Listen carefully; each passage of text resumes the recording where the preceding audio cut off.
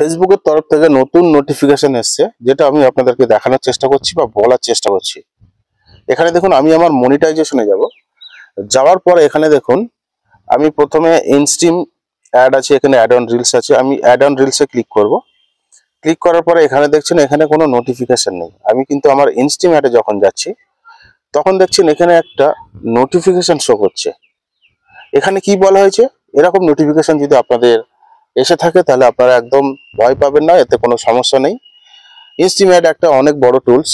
এই টুলসটা পেতে গেলে অনেক পরিশ্রম করতে হয়, অনেক কঠোর পরিশ্রম করতে হয়। এখানে যদি কোনো নোটিফিকেশন আসে ভয় পাবে, এটা স্বাভাবিক। তা আমি এখানে আপনাদেরকে কি লেখা আছে বাংলায় ট্রান্সলেট করে দেখাচ্ছি।